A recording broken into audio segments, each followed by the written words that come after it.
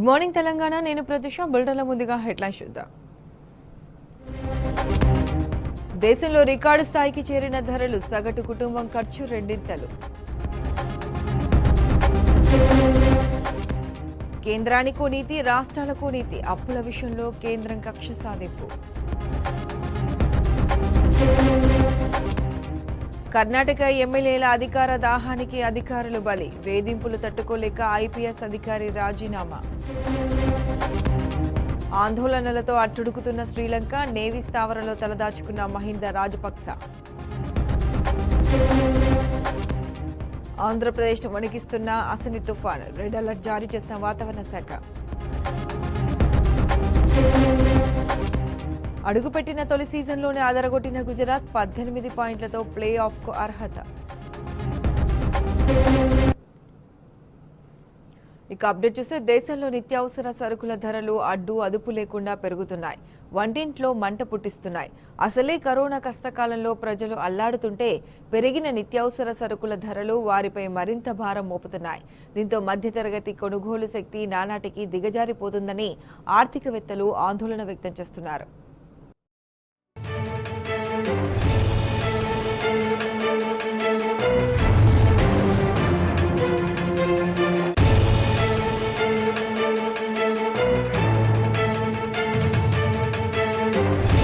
దేశంలో నిత్యావసర వస్తువుల ధరలు చుక్కలను తాగుతున్నాయి. 2014 కిలో కందిపప్పు ధర ₹80.23 ఉండగా మోదీ సర్కారు పాలనలో ఇప్పుడది ₹140కు చేరింది. ఆనాడు బియ్యం ధర కిలో ₹27.28 ఉండగా అదే ఇప్పుడు ₹50 అయింది. ఆలుగడ్డ అప్పుడు కిలో ₹15.24, ఇప్పుడు ₹33. వంట గ్యాస్ సిలిండర్ ధర 8 ఏళ్ల క్రితం ₹414 ఉంటే ఇప్పుడు ఏకంగా ₹1052కు పెరిగింది. వంట నూనెల దగ్గర నుంచి సబ్బుల వరకు రోజువారీ ఉపయోగించే సరుకు ఏదైనా సరే వాటి ధర కొండకి కూర్చుంది. ఇవి వేగంగా పెరగడమే కాదు, మునిపెన్నడూ చూడని రికార్డు స్థాయికి చేరిపోతున్నాయి.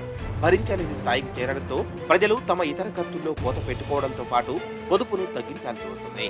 ధరలు పెరుగుతున్న వేగాన్ని చూపించే ద్రవ్యోల్బణం రేటు 17 నెలల గరిష్ట స్థాయికి చేరగా ఆయా ఉత్పత్తులతో కూడిన సూచీలు రికార్డు స్థాయికి పెరిగిపోయాయి.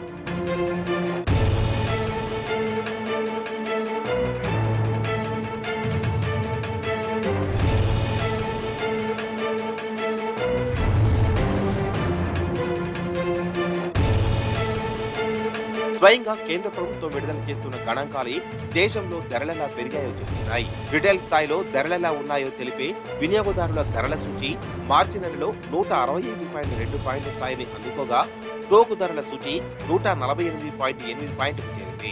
ఈ రెండు ప్రామాణిక ధరల సూచీలకు ఇదే రికార్డు గరిష్టం. దేశంలో అమ్ముడుపోయే ప్రతి ఉత్పత్తిని కలిగి ఉన్న ఈ సూచీల పెరుగుదల రేటు కొద్ది నెలలుగా వేగవంతమైంది. ఈ ఏడాది ఫిబ్రవరి, మార్చిలో వరుసగా 2 నెలలు దేశ రిటైల్ ద్రవ్యోల్బణం రిజర్వ్ బ్యాంకుకు కేంద్ర ప్రభుత్వం నిర్దేశించిన 6% గరిష్ట పరిమితిని దాటిపోయింది. ఫిబ్రవరిలో 6.1%గా ఉన్న వినిమయ ధరల సూచి వృద్ధి రేటు మార్చిలో 6.95%కి ఎగవాకి 17 నెలల గరిష్ట స్థాయికి తీసుకెళ్లింది. ముఖ్యంగా ఆహారోత్పత్తుల ధరల పెరుగుదల ఆందోళన కలిగిస్తోంది. ఈ మార్చిలో ఆహార ధరల ద్రవ్యోల్బణ రేటు 7.7%కి ఎగిసింది. అలాగే ఫిబ్రవరిలో 13.1%గా ఉన్న టోకు ధరల సూచి ఆధారిత ద్రవ్యోల్బణం సైతం మార్చిలో 14.6%కి దూసుకెళ్లడం అటు కేంద్ర ప్రభుత్వానికి, ఇటు ఆర్బీఐకి ప్రమాద గంటికలను మోగిస్తుంది.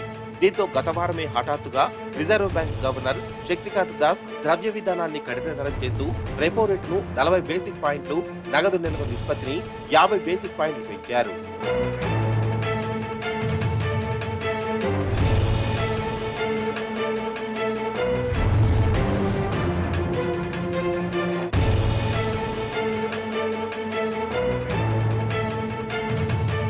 ధరల పెరుగుదల ఇప్పట్లో ఆగేది లేదని, వచ్చే కొద్ది నెలల్లో మరింతగా పెరుగుతూ పోతాయని విశ్లేషకులు చెబుతున్నారు. మార్చి, ఏప్రిల్ మధ్యకాలంలో పెట్రోల్, డీజిల్ ధరల్ని అదే పనిగా పెంచిన ప్రభావం ఇతర ఉత్పత్తులపై పడుతోందంటున్నారు. రష్యా ఉక్రెయిన్ యుద్ధం ఇప్పట్లో ఆగే అవకాశాలు లేకపోవడంతో ద్రవ్యోల్బణ పెరుగుదల సమస్య కనీసం ఏడాది వరకు దేశాన్ని పీడించవచ్చని, ఏప్రిల్ నెల వరకు సంబంధించిన ద్రవ్యోల్బణం మరింత పెరగవచ్చని నిపుణులు అంటున్నారు. ప్రస్తుత ఆర్థిక సంవత్సరంలో మొత్తంగా మన దేశ రిటైల్ ద్రవ్యోల్బణం 6.1% ఉండవచ్చని అంతర్జాతీయ ద్రవ్యనిధి సంస్థ అంచనా వేసింది. ఇది యూరప్ కు సంబంధించిన ద్రవ్యోల్బణ అంచనా 5.3 కంటే 0.8% ఎక్కువ. కమోడిటీ ధరలు పెరగడం, లేబర్ మార్కెట్లో నెలకొన్న ఒత్తిడిలే ఈ పరిస్థితికి ప్రధాన కారణమని నిపుణులు చెబుతున్నారు. ఈ నేపథ్యంలో భారత రిటైల్ ద్రవ్యోల్బణం ఇప్పట్లో శాంతించకపోవచ్చని, 2023లో మాత్రం 4.8% తగ్గవచ్చని IMF వెల్లడించింది. ఇక ధరల పెరుగుదలకు పలు కారణాలున్నాయి. రష్యా, ఉక్రెయిన్ మధ్య యుద్ధంతో సరఫరాలు స్తంభించాయి. ముడి చమురు, LPG వంటి ఇంధనాలు, పొద్దుతిరుగుడు వంటి వంట నూనెల ధరలు పెరిగాయి. పామోలిన్ అధికంగా ఉత్పత్తి చేసే మలేషియా వంటి ఎగుమతుల్ని తాత్కాలికంగా నిషేధించడం కూడా నూనెల ధరల పెరుగుదలకు మరో కారణం. మరోవైపు ముడి చమురు బగ్గుమనడంతో దేశంలో పెట్రోల్, డీజిల్, వంట గ్యాస్ ధరలు ఆకాశాన్నంటాయి. ఇవి పెరగడం రవాణా ఛార్జీలను సైతం అధికం చేశాయి. దీంతో ప్రతి ఉత్పత్తి ధర పెరిగిపోయింది.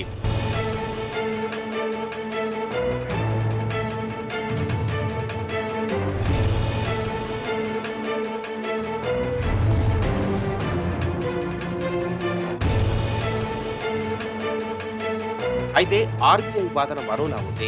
ఇంధనాల ధరలు పెరుగుతున్నా కేంద్ర ప్రభుత్వం సుంకాలను తగ్గించకపోవడంతో ద్రవ్యోల్బణం 8% మించిపోయిందని రిజర్వ్ బ్యాంక్ వర్గాలంటున్నాయి. ఇంధనాలపై పన్నులను తగ్గించాలంటూ ప్రభుత్వానికి పదే పదే విన్నవించామని, కానీ అది జరగకపోవడంతో హఠాత్తుగా వడ్డీ రేట్లను పెంచాల్సి వచ్చిందంటూ RBI వర్గాలు వాదిస్తున్నాయి. అటు రూపాయి పతనం కూడా ధరలకు ఆద్యం పోస్తుంది. డాలర్తో పోలిస్తే కొద్ది వారాలుగా క్రమేపీ 75 స్థాయి నుంచి పడిపోతూ వచ్చింది. తాజాగా 77.50 స్థాయికి తగ్గింది.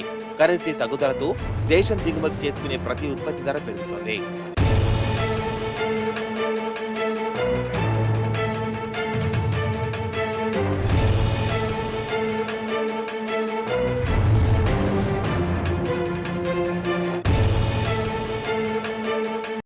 కేంద్రంలోని బీజేపీ సర్కార్ ద్వంద్వ వైఖరి అవలంబిస్తుంది. రాష్ట్రాలపై కక్షపూరితంగా వ్యవహరిస్తుంది. రాజధానితో నీతి, రాష్ట్రాలకు రీతి అన్న తీరుగా అప్పుల విషయంలో రాష్ట్రాలపై కక్ష సాధిస్తుంది. FRBM చట్టం స్ఫూర్తికి మోదీ సర్కార్ తూట్లు పొడుస్తుంది. తన విషయానికి వచ్చేసరికి నిబంధనలో అనుకూలంగా మార్పులు, ఏటేటా లక్ష్యాలు పొడిగించుకుంటున్న కేంద్రం రాష్ట్రాలపై మాత్రం నిబంధనల ఉచ్చు బిగిస్తుంది. నీతులు ఎదుటివాటికి చెప్పేందుకు తప్ప తాను ఆచరించడానికి కాదన్న సామెత ప్రస్తుతం మోదీ సర్కార్కు బాగా వర్తిస్తుంది. అప్పులు చేయడంలో తనకు తాను కావాల్సినన్ని వెసులుబాట్లు ఇచ్చుకునే కేంద్రం రాష్ట్రాలపై మాత్రం ఆంక్షలు విధిస్తోంది. FRBM చట్టాన్ని తుంగలో తొక్కి నచ్చినట్టు మార్చుకుంటోంది. రాష్ట్రాలను ఆంక్షలతో విధిస్తోంది. కేంద్ర రాష్ట్ర ప్రభుత్వాల అప్పులను నియంత్రించే లక్ష్యంతో 2003లో FRBM financial responsibility and budget management చట్టం తెచ్చారు. కేంద్రం రాష్ట్ర ఆదాయ వ్యయాలు, అప్పులు పారదర్శకంగా జరిగేలా చూడడం దీని లక్ష్యం. రెవెన్యూ లోటు, ద్రవ్యలోటు, ప్రాథమిక లోటు పన్నులు, పన్నేతర ఆదాయ లోటు ఏ స్థాయిలో ఉండాలో లక్ష్యాలు పెట్టారు. ముఖ్యంగా రాష్ట్రాలు తీసుకునే రుణాలను కేంద్రం నియంత్రణలోకి తెచ్చారు. FRBM చట్టం అమల్లోకి వచ్చిన తర్వాత మొదట 5 ఏళ్ల లక్ష్యాలను నిర్దేశించారు. 2008, 2009 నాటికి రెవెన్యూ లోటును 0% తీసుకురావాలని, ద్రవ్యలోటును 3% తగ్గించాలని, అన్ని రకాల అప్పులను జీడీపీలో 9.5% తగ్గించాలని లక్ష్యంగా పెట్టుకుంది. అయితే 2009 నాటికి కేంద్రం పూర్తిగా లక్ష్యాలను చేరలేదు. పైగా అప్పులు ఏటికేడు పెరిగిపోయాయి. దీంతో చట్టంలో మార్పులు చేసి మొదట 2012 వరకు, ఆ తర్వాత 2015 వరకు పొడిగించారు. దీంతో రెవెన్యూ లోటు జీరో కాలేదు. ద్రవ్యలోటు అంతకంతకు పెరుగుతూనే ఉంది. అయితే కేంద్రం ఇష్టారీతిన అప్పులు చేయకుండా మాత్రం యూపీఏ సర్కార్ నియంత్రించగలిగింది. ప్రభుత్వం బాండ్లను RBI కొనుగోలు చేయడం నిషేధించింది. తద్వారా RBI వద్ద ఉన్న నిధులపై ఎలాంటి ప్రభావం పడకుండా చూడగలిగింది. మోదీ ప్రధాని అయ్యాక FRBM చట్టంలో మార్పుల కోసం కేంద్రం 2016లో NK సింగ్ కమిటీని నియమించింది.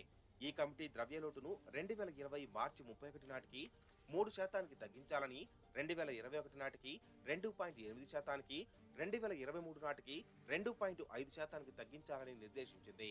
రెవెన్యూ లోటును 0.8% తగ్గించాలని స్పష్టం చేసింది. కేంద్ర రాష్ట్ర ప్రభుత్వాల రుణాలను కలిపి జీడీపీలో 60% మించకూడదని స్పష్టం చేసింది. నాటికి రుణాలు జీడీపీలో 70%గా ఉన్నాయి. ఈ మేరకు కేంద్రం 2018లో FRBM చట్టంలో మార్పులు చేసింది.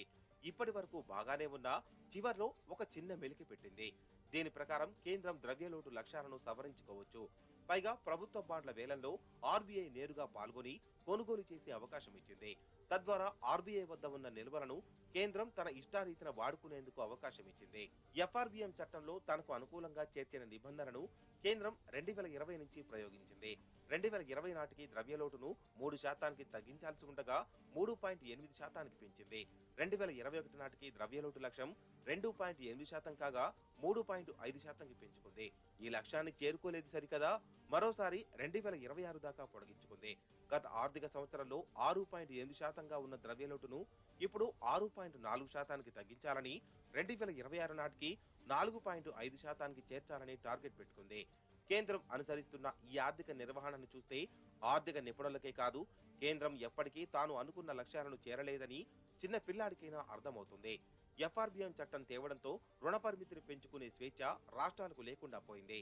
రూపాయి అదనంగా తీసుకోవాలన్న అనుమతి కోసం కేంద్రం వద్ద అడుక్కోవాల్సిన పరిస్థితి. అటు కేంద్రం తాను ఇష్టం వచ్చినట్లు పరిమితిని పెంచుకుంటుంది. ఎంత మేర పెంచుకోవాలో ఫైనాన్స్ బిల్లుల్లో పెట్టి పార్లమెంటులో ఆమోదింప చేసుకుంటే చాలు. చెప్పిన సంస్కరణలను అమలు చేస్తేనే రాష్ట్రాలకే అదనపు రుణాన్ని అవకాశం ఇస్తుంది.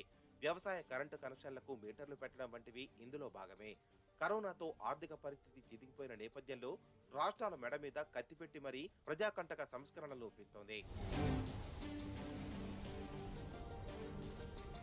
15వ ఫైనాన్స్ కమిషన్ అంచనాల ప్రకారం 2021-22 ఆర్థిక సంవత్సరం ముగిసే నాటికి కేంద్రం అప్పుల జీడీపీలో 57.6%, రాష్ట్రాల అప్పులు 30.7%, కేంద్ర మూలధన వ్యయం కింది రాష్ట్రాలకు ఇచ్చే రుణాలు 3.4%గా ఉండొచ్చు.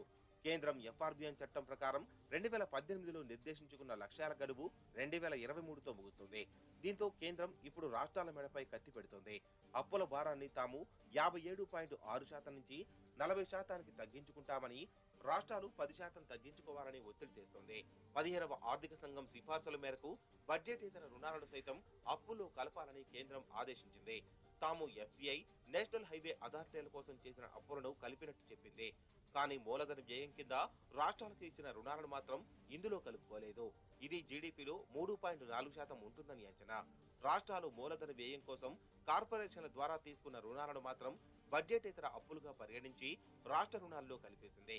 ఉదాహరణకు తెలంగాణ ప్రభుత్వం Kaleshwaram irrigation project corporation, Telangana drinking water supply corporation, Telangana state water resources infrastructure development corporation ద్వారా నిధులు సేకరించి ప్రజోపయోగ ప్రాజెక్టులు నిర్మించింది. ఇవి సంపూర్ణంగా పూర్తయితేనే ఆయా కార్పొరేషన్లు తిరిగి చెల్లించే స్థితికి చేరుతాయి. అప్పటిదాకా ఆగకుండా వెంటనే వాటిని రాష్ట్ర అప్పులుగా గణించాలని కేంద్రం ఒత్తిడి తెస్తోంది. రుణాల భారాన్ని దించుకునేందుకు కేంద్రానికి అనేక మార్గాలున్నాయి. కేంద్రానికి ఆదాయ వనరులు ఎక్కువ, సబ్సిడీలు తగ్గించడం, పన్నుల భారం పెంచడం ద్వారా అదనపు ఆదాయం సమకూర్చుకోగలదు. గ్యాస్ సబ్సిడీ ఎత్తివేత, ధరల పెంపు ఇందులో భాగమే. దీంతో పాటు అనేక పబ్లిక్ ఆస్తులను అగ్గవకే అమ్మేస్తోంది. అయితే రాష్ట్రాలకు ఒక్కసారిగా జీఎస్టీపీలో 10% ఉన్న రుణభారం తీర్చుకునే స్తోమత లేదు. 2021-22 అంచనాల ప్రకారం దేశంలోనే అత్యధికంగా పంజాబ్ అప్పులు జీఎస్టీపీలో 53.3%, రాజస్థాన్, బెంగాల్లో 39.8%, కేరళ 38.3%, ఏపీ 32.4%గా ఉన్నాయి. ఇవన్నీ 20% కన్నా దిగువకు రావాలంటే ఎలా సాధ్యం? కనీసం రుణ పరిమితిని పెంచుకునే అవకాశం కూడా లేదు. బడ్జెటేతర అప్పులను కేంద్రం రాష్ట్ర రుణాల్లో కలపడం, అప్పుల భారాన్ని తగ్గించడం వంటి అంశాలపై అధ్యయనం చేసేందుకు నిపుణుల కమిటీ వేయాలని 15వ ఆర్థిక సంఘం సూచించింది. నివేదిక ఆధారంగా చర్యలు తీసుకోవాలని చెప్పింది. కానీ కేంద్ర ఆర్థిక మంత్రి ఈ సిఫార్సులను సరైన సమయంలో పరిశీలిస్తామని పక్కన పెట్టేశారు. కమిటీల నివేదికలు లేకుండానే ఇప్పుడు ఆర్థిక సంఘం చెప్పిందంటూ ఆంక్షల కత్తి పెడుతున్నారు. ఏకపక్షంగా నిర్ణయాలు తీసుకుంటున్నారు. ఒకవేళ 15వ ఆర్థిక సంఘం సిఫార్సులని అమలు చేయాలన్నా 2020-21 నుంచి తీసుకున్న బడ్జెటేతర రుణాలను మాత్రమే రాష్ట్ర అప్పుల్లో కలపాలి. కానీ కేంద్రం పాత రుణాలను సైతం కలుపుతూ తీవ్ర అన్యాయం చేస్తోంది. Back to news. మన ఊరు మనబడి కార్యక్రమం కింద రాష్ట్రంలోని ప్రభుత్వ పాఠశాలలన్నీ అభివృద్ధి చేస్తున్నామన్నారు మంత్రి కేటీఆర్. విద్యార్థులకు మెరుగైన విద్యాబోధన అందించడానికి సర్కార్ విద్యాజ్ఞ యజ్ఞాన్ని చేపట్టిందన్నారు. కామారెడ్డి జిల్లా కోనాపూర్లో తన నానమ్మ పేరు మీద నిర్మిస్తున్న స్కూల్ బిల్డింగ్కు మంత్రి కేటీఆర్ శంకుస్థాపన చేశారు. ఈ సందర్భంగా గ్రామంపై వరాల జల్లు కురిపించారు. కామారెడ్డి జిల్లా బీబీపేట్ మండలం కోనాపూర్ గ్రామంలో మంత్రి కేటీఆర్ పర్యటించారు. తన నానమ్మ వెంకటమ్మ జ్ఞాపకార్థం సొంత ఖర్చుతో నిర్మిస్తున్న స్కూల్ బిల్డింగ్ కు కేటీఆర్ శంకుస్థాపన చేశారు. ఈ కార్యక్రమంలో మంత్రి వేముల ప్రశాంత్ రెడ్డి, ఎమ్మెల్యే గంప గోవర్ధన్, స్థానిక ప్రజాప్రతినిధులు పాల్గొన్నారు. అనంతరం గ్రామంలో ఏర్పాటు చేసిన సభలో కేటీఆర్ ప్రసంగించారు. కోనాపూర్తో తనకున్న ప్రత్యేక అనుబంధాన్ని గుర్తు చేసుకున్నారు. పోసాన్పల్లి గురించి నానమ్మ చెప్తుంటే వినటమే తప్ప ఎప్పుడూ చూడలేదని కేటీఆర్ పేర్కొన్నారు. ఇప్పుడు ఆ అవకాశం రావటం సంతోషంగా ఉందన్నారు. 2.5 కోట్ల సొంత డబ్బుతో నానమ్మ పేరు మీద పాఠశాల నిర్మిస్తున్నామని తెలిపారు. 9 నెలల్లోనే స్కూల్ను పూర్తి చేస్తామని చెప్పారు. పాఠశాలలు అన్ని సౌకర్యాలు ఉంటాయని వివరించారు. ఎప్పుడు కూడా అనుకోలేదు, చిన్నప్పటి నుంచి విన్నాను. పోసాన్పల్లె గురించి మా నాయనమ్మ చెప్తుంటే విన్నదే తప్ప చూసింది ఎప్పుడు లేదు. పోయినసారి బీబీపేట మండల కేంద్రంలో మా సోదరుడు సుభాష్ రెడ్డి గారు ఒక మంచి పాఠశాల కట్టి దాని ప్రారంభోత్సవానికి పిలిచిండో. ఆ రోజు నేను కూడా చెప్పిన, మరి నువ్వు కట్టినప్పుడు నేను మా నాయనమ్మ ఊర్లో కట్టకపోతే మా నాయనమ్మ ఆత్మ కూడా శాంతించదు, అందుకే తప్పకుండా నేను కూడా వస్తా అని చెప్పిన. థ్యాంక్ యూ సుభాష్ అన్న, మాకు స్ఫూర్తిని ప్రేరణ కల్పించినందుకు. ఎప్పుడైతే ముఖ్యమంత్రి గారు మన ఊరు మన బడి అనే కార్యక్రమాన్ని తీసుకున్నారో అందులో భాగంగా విద్యాశాఖ మంత్రి పెద్దలు శ్రీమతి సబితా ఇంద్రారెడ్డి గారికి నేను చెప్పినాను, అక్క నేను మా నాయనమ్మ ఊర్లో ఒక బడి కడతా, మా అమ్మమ్మ ఊరు కొదురుపాక బోయిన్పల్లి మండలం చొప్పదండి నియోజకవర్గం అక్కడ కూడా బడి నేనే కడతా. ఈ రెండు నేను ఒకటి మా నాయనమ్మ పేరు మీద ఒకటి మా అమ్మమ్మ పేరు మీద కట్టి వాళ్ళ పేరు ఆ ఊర్లో చిరస్థాయిగా గుర్తుపెట్టుకునేటట్టు కట్టిస్తా అని చెప్తే వారు కూడా అభినందించినారు. వారిని విద్యాశాఖ మంత్రి గారిని బడి పూర్తయిన తర్వాత వారిని తీసుకొచ్చి వారి చేతుల మీదుగా బడిని ప్రారంభించుకుందామని చెప్పి కూడా నేను మీకు తెలియజేస్తా ఉన్నా. కోనాపూర్తో తన అనుబంధాన్ని కేటీఆర్ గ్రామస్తులతో పంచుకున్నారు. 80 ఏళ్ల కిందటి కథను గుర్తు చేశారు. తన తాత సిరిసిల్ల జిల్లా ముస్తాబాద్ మండలంలోని మోహినికుంట గ్రామం నుంచి పోసాన్పల్లికి ఇల్లరికం వచ్చారని తెలిపారు. ఈ ఊళ్ళోనే వ్యవసాయం చేసి ఇక్కడే స్థిరపడ్డారని చెప్పారు. అప్పర్ మానేరు ప్రాజెక్టు కింద భూములు పోవటంతో చింతమడకకు వలస వెళ్లారని తెలిపారు. కేసీఆర్ అక్కడే జన్మించారని గుర్తు చేశారు కేటీఆర్. మా నాయనమ్మదేమో ఈ ఊరు పోసాన్పల్లి, మా తాతదేమో ఇప్పుడు నా సిరిసిల్ల నియోజకవర్గం ఏదైతుందో ముస్తాబాద్ మండలంలో మోహినికుంట అనే ఊరు మా తాతది. నాయనమ్మ వాళ్ళకి మగపిల్లలు లేరు. పెళ్లి చేసేటప్పుడే అల్లుడిని ఇల్లరికం రమ్మని చెప్పి అడగడం వల్ల మా తాతగారు రాఘవరావు గారు అక్కడ మోహినికుంట నుంచి బయలుదేరి వచ్చి ఇక్కడ పోసాన్పల్లికి వచ్చి ఇదే ఊర్లో ఇక్కడే ఇప్పుడు ఏదైతే ఇల్లు చూసినామో ఇప్పుడు గౌడ్ సాబ్ కొనుక్కున్న ఇల్లు, ఆ ఇల్లు అక్కడనే ఉండేది. అక్కడనే ఉండి వ్యవసాయం చేసి ఇక్కడనే మొత్తం ఊర్లే పెద్ద వ్యవసాయం ఉండేది. సో 1930 ఆ ప్రాంతంలో ఇక్కడికి వచ్చి ఆ ఇంట్లో ఉండి మా తాతగారు నాయనమ్మ గారు ఇక్కడనే ఉండేది. దాదాపు 45వ సంవత్సరం దాకా, అంటే అప్పర్ మానేరు ప్రాజెక్టు కట్టేదాకా ఇక్కడనే ఉన్నారు. ఇక్కడే ఒక 4-5 పిల్లల్ని కూడా ఇక్కడే కన్నారు. తర్వాత ఎప్పుడైతే ఈ చెరువు విస్తరించి కిందికి మానేరు వాగు మీద అప్పర్ మానేరు అనే డ్యామ్ కట్టాలనే నిర్ణయం అప్పటి నిజాం రాజు తీసుకున్నాడో అందులో ఆ చెరువు విస్తరణలో వీళ్ళ పొలాలన్నీ పోయినాయి, 100 ఎకరాలు పోయినాయి. పోయితే ఆనాడే అప్పుడే ఆ 40 ఆ ప్రాంతంలో స్వాతంత్రం రాకముందు అది మాత్రం మెరికే. అప్పుడు ఆనాటి రోజుల్లోనే 2.5 లక్షల రూపాయలు మరి భూమి కోల్పోయినందుకు అప్పటి ప్రభుత్వం 2.5 లక్షల రూపాయలు ఇచ్చింది. మరి ఆ రోజు 2.5 లక్షలు పోసాన్పల్లి నుంచి మా తాతకు నాయనమ్మకు వచ్చినాయి. మరి ఈరోజు 2.5 కోట్ల రూపాయలతో ఇక్కడనే బడి మీ ఊర్లోనే మళ్ళీ మా నాయనమ్మ పేరు మీద నేను కట్టడానికి మీకోసం ఈ ప్రాంత పిల్లల కోసం నేను వచ్చిన. ఎందుకంటే మా నాయనమ్మ ఆత్మ ఎక్కడ ఉన్నా తప్పకుండా శాంతించాలని, తప్పకుండా ఈ ఊరికి కొంత సొంతంగా మేలు చేసిన వాళ్ళని కావాలని. ఎందుకంటే మరి ఇక్కడ నుంచి బయలుదేరిపోతేనే తర్వాత ఇక్కడ వచ్చిన డబ్బులతోనే అక్కడికి పోయి సిద్దిపేట నియోజకవర్గంలోని చింతమడక అనే గ్రామానికి పోయి అక్కడ భూములు కొనుక్కొని ఒక 500-600 ఎకరాలు అక్కడ మళ్ళీ వీళ్ళందరూ కూడా స్థిరపడ్డారు. మా తాత నాయనమ్మ. కేసీఆర్ గారు పుట్టిందంటే మా తండ్రి గారు పుట్టింది అక్కడ, వీళ్ళు అక్కడికి పోయినాక పోసాన్పల్లి నుంచి చింతమడక పోయిన తర్వాత అక్కడ 1954లో కేసీఆర్ గారు అక్కడ పుట్టడం జరిగింది. ఇది కథ. మానేరు ప్రాజెక్టుకు తమ కుటుంబానికి ఏదో అనుబంధం ఉందన్నారు మంత్రి కేటీఆర్. నానమ్మ ఊరు అప్పర్ మానేరులు, అమ్మమ్మ ఊరు మిడ్ మానేరులు, ఇంకో అమ్మమ్మ ఊరు లోయర్ మానేరులు మునిగిపోయిందని కేటీఆర్ ఈ సందర్భంగా గుర్తు చేశారు. మానేరు వాగుకు మాకేదో సంబంధం ఉంది. ఈ మానేరు వాగు మీద మొదలు 40 ఏళ్ల ప్రాజెక్టు కడితే ఇక్కడ నాయనమ్మ ఊరు మునిగింది, నాయనమ్మ ఆస్తులు పోయినాయి. ఆడ మిడ్ మానేరు అనే ప్రాజెక్టు కడితే మా అమ్మమ్మ ఊరు మొత్తం మునిగిపోయింది, అలా కొదురుపాక ఊరు మునిగిపోయింది. ఇంకా కొద్దిగా కిందికి పోతే లోవర్ మానేర్ డ్యామ్ అని ఉంటుంది ఆడ కరీంనగర్ కాడ. అందులో మా ఇంకొక అమ్మమ్మ ఉంటుంది. మా అమ్మమ్మ వాళ్ళ అక్క వత్సునూరు అనేది వాళ్ళ ఊరు అందులో మునిగిపోయింది. ఈ మానేరుతో మాకేదో సంబంధం ఉంది, లేకపోతే అప్పర్ మానేరులో ఒక ఊరు నాయనమ్మూరు, మన మధ్య మానేరుకు పోతే అమ్మమ్మ ఊరు, కిందికి పోతే వత్సునూరులో ఇంకొక అమ్మమ్మ ఊరు, 3 మునిగిపోయినాయి. అటు కోనాపూర్ గ్రామంపై మంత్రి కేటీఆర్ వరాల జల్లు కురిపించారు. పలు అభివృద్ధి పనులకు నిధులు మంజూరు చేశారు. కోనాపూర్ గ్రామస్తులు ఏమడిగితే అది ఇవ్వాలని సీఎం కేసీఆర్ ప్రత్యేకంగా చెప్పినట్టు తెలిపారు. వెంకటమ్మ మనవడు కేటీఆర్ ను చూసి ఊరి జనమంతా సంబురపడ్డారు. దేశంలోనే ఎక్కడ లేని విధంగా తెలంగాణ ప్రభుత్వం డబుల్ బెడ్రూమ్ ఇళ్లు నిర్మిస్తోందని అన్నారు మంత్రి కేటీఆర్. పైసా తీసుకోకుండా పేద ప్రజలకు నాణ్యమైన ఇల్లు కట్టించి ఇస్తున్నామన్నారు. 20,000 కోట్ల రూపాయలతో 2,70,000 డబుల్ బెడ్రూమ్ ఇళ్లు కడుతున్నామని తెలిపారు. సిరిసిల్ల జిల్లా ఎల్లారెడ్డిపేట మండలం కోరుట్లపేటలో 16 మంది లబ్ధిదారులకు డబుల్ బెడ్రూమ్ ఇళ్లను మంత్రి కేటీఆర్ అందజేశారు. 3 లబ్ధిదారులతో స్వయంగా గృహప్రవేశాలు చేయించారు. ప్రభుత్వం కట్టించిన ఇండ్లను అపురూపంగా చూసుకోవాలని లబ్ధిదారులను కోరారు కేటీఆర్. ఒక 3 ఇండ్లలో లాంఛనంగా వారికి ఇండ్లు అందజేసి వారిని గృహప్రవేశం చేయించి ఇక్కడికి వేదిక మీదకి వచ్చినాం. ఆ లాంఛనంగా గృహప్రవేశం చేసే సందర్భంగా ఆ గృహప్రవేశం చేసిన 3 కూడా నేను ఒకటే అడిగిన, మీరు ఎక్కడ ఉండేది అని అడిగిన. మేము ఇక్కడే గుడిసెలో ఉండేది, బయట ఉండేది కొరట్లపేటలో అని చెప్పినారు. మరి ఇదే ఇల్లు గనక మీరు కట్టింటే ఎంత ఖర్చు అయ్యేదని అడిగిన. 8 నుంచి 10 లక్షలు ఖర్చు అవుతుండే, కానీ ప్రభుత్వం మాకు ఇప్పుడే ఇచ్చిందని చెప్పినారు వాళ్ళు. 1 రూపాయి కానీ 1 పైసా కానీ ఎవరికైనా లంచం ఇచ్చిండ్రా? మీ సర్పంచో, ఉప సర్పంచో, వార్డు మెంబరో, ఎంపీటీసో ఎవరైనా 1 పైసా లంచం ఇవ్వాల్సి వచ్చిందా మీరు అని అడిగిన. 1 పైసా లంచం కూడా ఇవ్వాల్సిన అవసరం పడలేదు. మమ్మల్ని వెతికి గుర్తించి మాకు అర్హత ఉంది అని భావించి మాకు ఇల్లు లేదని గుర్తించి ఇండ్లు ఇచ్చినారు. చాలా సంతోషం అని చెప్పి వాళ్ళు చెప్పడం జరిగింది. వాళ్ళందరికీ నేను చేసే విజ్ఞప్తి ఏమంటే, రాష్ట్ర ప్రభుత్వం ఈరోజు రాష్ట్ర వ్యాప్తంగా కేవలం కోరుట్లపేటలోనో ఎల్లారెడ్డిపేటలో కాదు, మనం ఈ మండలంలో ఇప్పటికే వెంకటాపూరు, ఎల్లారెడ్డిపేట, గొల్లపల్లి, బొప్పాపూరు, ఈరోజు కోరుట్లపేట అన్ని గ్రామాల్లో కూడా ఇండ్లు పూర్తి చేసి అందజేసినాం.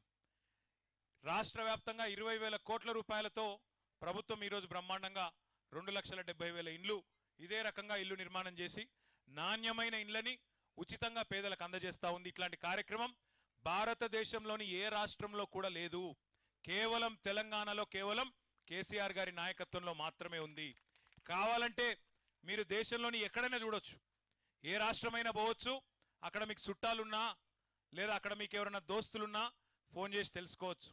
2 బెడ్రూమ్లు, 2 టాయిలెట్లు, 1 హాలు, 1 కిచెన్. ఇది భారతదేశంలో ఎక్కడ కూడా ఇంత నాణ్యతతో ఇల్లు కడుతున్న ప్రభుత్వం ఎక్కడా కూడా లేదు. 560 చదరపు అడుగుల్లో ఇంత బ్రహ్మాండమైన ఇళ్లను పేదవారికి 1 రూపాయి కూడా మీరు కట్టే అవసరం లేకుండా ఇస్తున్న ప్రభుత్వం భారతదేశంలో ఎక్కడా లేదు. మరి మేము మిమ్మల్ని ఏం కోరుతా ఉన్నాం? ఇంత నాణ్యమైన ఇల్లు మీ చేతిలో పెట్టినప్పుడు అంటే కేవలం ఈ చుట్టుపక్కల పరిశుభ్రత పాటించండి, చెట్లు పెట్టండి, ఆరోగ్యకరమైన వాతావరణంలో ఈ కమ్యూనిటీని కాపాడుకోండి, ఇళ్లను కాపాడుకోండి అని చెప్తా ఉన్నాం. ఈ ఇల్లు మీకు ప్రభుత్వం ఇస్తున్న ఒక కానుక, కేసీఆర్ గారు ఇస్తున్న ఒక కానుక. దీన్ని మీరు మీ పిల్లలకు కూడా ఇచ్చుకునే విధంగా అంత బ్రహ్మాండంగా మెయింటైన్ చేయండి అని చెప్పి మాత్రమే మిమ్మల్ని కోరుతా ఉన్నాం. ప్రజలకు పనిచేసే పార్టీ టీఆర్ఎస్ పార్టీ అని మంత్రి హరీష్ రావు తేల్చి చెప్పారు. కాంగ్రెస్, బీజేపీలు తెలంగాణ ప్రజలకు నష్టం చేస్తున్నాయని మండిపడ్డారు. కాంగ్రెస్ అంటేనే కరెంటు కోతలు, ఎరువుల కొరత గుర్తుకొస్తుందని ఎద్దేవా చేశారు. మరోవైపు దేశంలో ఉన్న 17 లక్షల కేంద్ర ప్రభుత్వ ఉద్యోగాలను వెంటనే భర్తీ చేయాలని మండి హరీష్ రావు డిమాండ్ చేశారు. వర్ధన్నపేటలో పర్యటించిన మంత్రి హరీష్ రావు పలు అభివృద్ధి పనులకు శంకుస్థాపన చేశారు. వర్ధన్నపేట ఆసుపత్రి అయితే ఇది 100 పడకల ఆసుపత్రిగా మార్చాలి, మా ప్రజలకు లాభం అయిద్దన్నారు కనుక తప్పకుండా అవసరమైన నిధులు ఇచ్చి వర్ధన్నపేట ఆసుపత్రిని అన్ని రకాలుగా తీర్చిదిద్దుతామని చెప్పి కూడా మనం చేస్తా ఉన్నాం. టిఆర్ఎస్ పార్టీ అంటే చేతల పార్టీ, ఇచ్చిన ప్రతి మాట నిలబెట్టుకుంటున్న పార్టీ. 2,000 పెన్షన్ ఇస్తామంటే ఇచ్చినాం, 1,00,000 రూపాయలు కళ్యాణ లక్ష్మి కింద ఇస్తామంటే ఇచ్చినాం. ఆడపిల్ల ప్రభుత్వ ఆసుపత్రిలో డెలివరీ అయితే 12,000 కేసీఆర్ కిట్ ఇచ్చే కార్యక్రమం చేపట్టినాం. ఇవాళ కేంద్ర ప్రభుత్వం వడ్లు కొనమని చేతులు ఎత్తేసినా ఇవాళ గౌరవ ముఖ్యమంత్రి గారు దాదాపు 3,000 కోట్ల రూపాయలు అదనంగా ఖర్చు పెట్టి వడ్లు కొనే కార్యక్రమాన్ని ప్రారంభించినాం. ఇవాళ దేశమంతా కరెంటు కోతలే. కరెంటు కోతలు లేకుండా 24 గంటల కరెంటు నీ బాయి కాడ ఇంటి కాడ ఇచ్చిన ఒకే ఒక్క నాయకుడు మన ముఖ్యమంత్రి కేసీఆర్ గారు. ఢిల్లీలో కూడా కరెంటు కోతలు ఉన్నాయి, మహారాష్ట్రలో కరెంటు కోతలు ఉన్నాయి, ఛత్తీస్గఢ్ లో కరెంటు కోతలు ఉన్నాయి, పక్కన ఆంధ్రప్రదేశ్ లో కరెంటు కోతలు ఉన్నాయి. కోతలు లేని కరెంటును, నాణ్యమైన కరెంటును ఇచ్చిన పార్టీ ఇలా టిఆర్ఎస్ పార్టీ అని చెప్పి నేను మనవి చేస్తా ఉన్నా. ఇలా కాళేశ్వరం ప్రాజెక్టు పూర్తయింది, బ్రహ్మాండంగా ఎస్ఆర్ఎస్పి కాలువల్లో ఇలా వర్ధన్నపేట నియోజకవర్గంలో నీళ్లు వస్తున్నాయి. ఇప్పుడే దయాకరణ చెప్పిండు, ఈ 4-5 ఊర్ల పని కూడా ఈ 2-3 నెలల్లో పూర్తి చేసి వచ్చే వానకాలానికి మీకు కూడా కాళేశ్వరం నీళ్లు తప్పకుండా అందిస్తామని చెప్పి కూడా మనం చేస్తా ఉన్నా. మరి ఈ రకంగా మనం పనిచేస్తున్నాం. కానీ కాంగ్రెస్ వాళ్ళు, బీజేపీ వాళ్ళు ఏం చేస్తున్నారు? ఇలా ప్రజలకు పనిచేసే పార్టీ టిఆర్ఎస్ పార్టీ.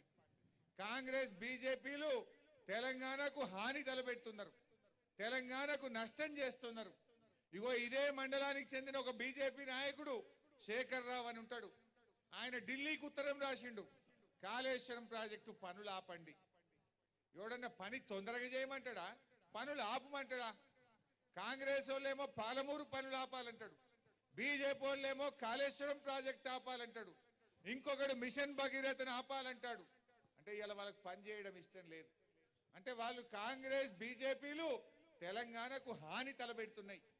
మరి మీరు ఆలోచించాలి, పనిచేసే పార్టీ కావాలా, హాని చేసే పార్టీలు కావాలా? ఇలా మీరందరూ కూడా ఆలోచించాలి. ప్రజలకు పనిచేసే పార్టీ, తెలంగాణ ప్రజల ఇంటి పార్టీ టిఆర్ఎస్ పార్టీ. మరి ఇటువంటి మన టిఆర్ఎస్ ఉంటేనే మన ప్రాంతం ఇంకా బాగా అభివృద్ధి జరిగే అవకాశం ఉంటుంది. కాంగ్రెస్ ఆయన రాహుల్ గాంధీ వచ్చి మాకు ఓట్లేయమంటుండు. దేనికోసం ఓట్లేయాలి? కాంగ్రెస్ అంటేనే కాలిపోయే మోటార్లు, పేలిపోయే ట్రాన్స్ఫార్మర్లు గుర్తొస్తాయి. కాంగ్రెస్ అంటే ఎరువుల కొరత, కాంగ్రెస్ అంటే కరెంటు కోత, ఇవన్నీ కూడా మీకు తెలియని ఏం కావు. ఇలా బీజేపీ వాళ్ళు పాదయాత్రలు చేస్తుండ్రు. నేను అడుగుతున్న బీజేపీ వాళ్ళను, కేంద్రంలో ఖాళీగా ఉన్న 15 లక్షల ఉద్యోగాలు ఎప్పుడు నింపుతారో మీరు సమాధానం చెప్పండి. ఇలా టిఆర్ఎస్ పార్టీ ఒక్క ఉద్యోగం లేకుండా ఖాళీలన్నీ నింపుతున్న పార్టీ టిఆర్ఎస్ పార్టీ. మరి బీజేపీ నాయకులు ఈ దేశంలో ఖాళీగా ఉన్న 15 లక్షల ఉద్యోగాలు వెంటనే నింపాలని చెప్పి నేను డిమాండ్ చేస్తూ, జై తెలంగాణ. రాజద్రోహం చట్టాన్ని పునః పరిశీలించి నిర్ణయం తీసుకునేంత వరకు ఆ చట్టం కింద కేసుల నమోదును నిలిపివేస్తారా అని కేంద్రాన్ని ప్రశ్నించింది సుప్రీంకోర్టు. ఇప్పటికే నమోదు చేసిన కేసులపై ఏం నిర్ణయం తీసుకుంటారని అడిగింది. దీనిపై ఇవాళ సమాధానం చెప్పాలని ఆదేశించింది. ఐపీసీ 124A పునః సమీక్ష చేస్తామని కేంద్ర ప్రభుత్వం సమర్పించిన అఫిడవిట్ను సుప్రీంకోర్టు పరిశీలించింది. పునః సమీక్ష చేయడంపై కేంద్రానికి అనుమతినిచ్చింది. అయితే దీనికి ఎంతకాలం పడుతుందో తెలపాలని కోరింది. ఇక దీనిపై ప్రభుత్వంతో సంప్రదించి ఖచ్చితమైన సమయం తెలియజేస్తామని సోలిసిటర్ జనరల్ తుషార్ మెహతా గడువు కోరగా విచారణను సుప్రీంకోర్టు నేటికి వాయిదా వేసింది.